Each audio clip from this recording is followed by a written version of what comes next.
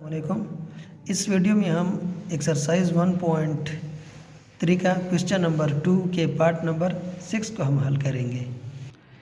इस सवाल को हल करने का तरीका ये है कि यहाँ पर 20 के नीचे कुछ भी नहीं है, सिर्फ 20 लिखा है।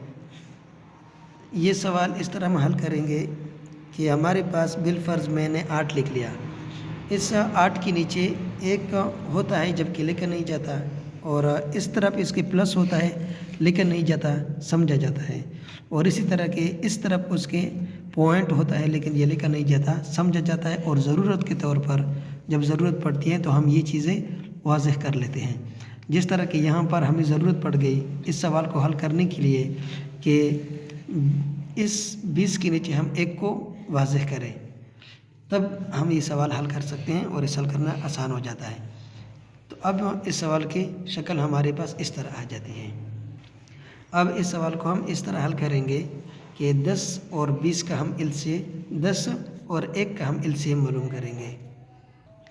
जब हमने 10 और 1 का एलसीएम मालूम किया तो हमारे पास इसका 10 ही आ गया। अब हम 4/10 निस्बत 20/1 को हम दोनों तरफ को 10 में ज़रब करेंगे।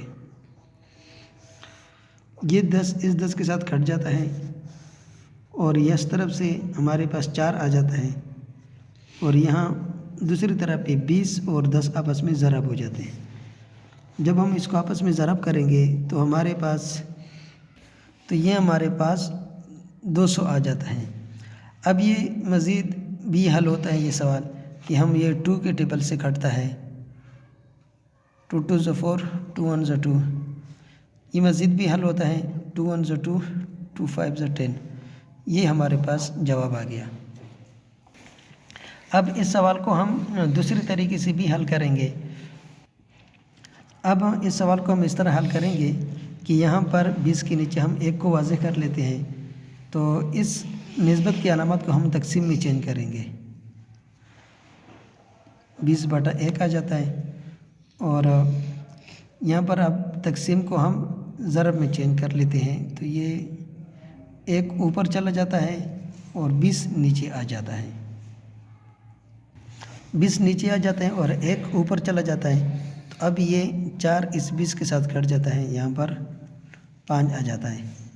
तो 1 ज़रब 1/10 ज़रब 5, तो 1 को 1 में जब हम ज़रब करेंगे तो 1 आ जाता है, और यहाँ से 50। तो इस तरफ से भी हमारा जवाब यही आ गया जो पहले तरीके से भी आया था, 1 निस्बत 50, और यहाँ से भी यही आया था।